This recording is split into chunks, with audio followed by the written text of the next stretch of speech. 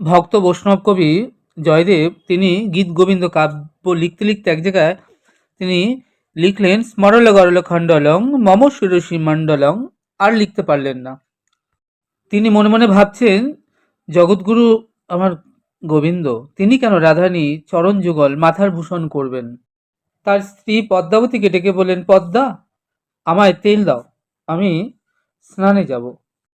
এদিকে জয়দেব স্নানে এসে নাভি জলে নেমে ভগবানকে স্মরণ করছেন, বলছেন, হে গোবিন্দ, তুমি আমাকে অন্তরে প্রেরণা জাগাও গীত গোবিন্দ কাব্য লেখা সম্পূর্ণ করবার জন্য।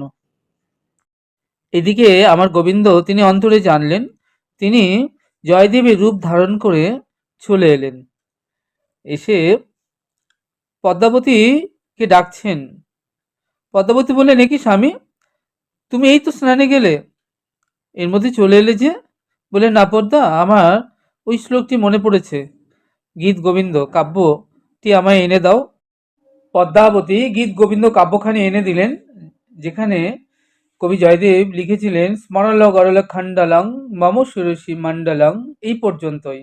গোবিন্দ স্বর্ণাক্ষরে তারপরে লিখে দিলেন দেহি পদ পল্লব মুদারাম, যার অর্থ হলো, হে অপার করুণময়ী রাধে, তোমার চরণ যুগল হোক মোর মাথার ভূষণ। এবার গোবিন্দরূপী জয়দেব বললেন, পদ্মা, আমার খুব ক্ষুধা পেয়েছে।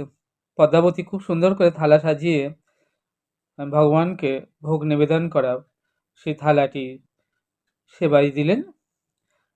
গোবিন্দ সেবা নিলেন, পদ্মাবতী পাশে বসে পাখার হাওয়ায় তাকে বাতাস করলেন। সেবা অন্তে গোবিন্দ শয়নে গেলেন, পদ্মাবতী গোবিন্দ চরণ সেবা করলেন। এবার গোবিন্দ রূপী জয়দেব বলছেন, পদ্মা, এবার আমি ঘুমিয়ে যাব, তুমি যাও সেবা করে নাও। পদ্মাবতী সেবায় বসেছেন, তিনি এক গাল মুখে দিয়েছেন, এমন সময় দেখছেন সামনে জয়দেব আসছেন, তার স্বামী।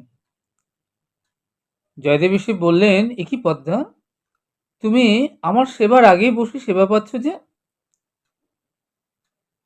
পদ্মাবতী বললেন, সে কি স্বামী, আমি তো আপনাকে এই তো সেবা দিলাম, আপনি এলেন, এসে বললেন আমাকে গীত গোবিন্দ কাব্যখানি দাও, আমার শ্লোকটি মনে পড়ে গেছে, আপনি সেখানে শ্লোকটি সম্পূর্ণ করলেন, তারপরে সেবা নিলেন।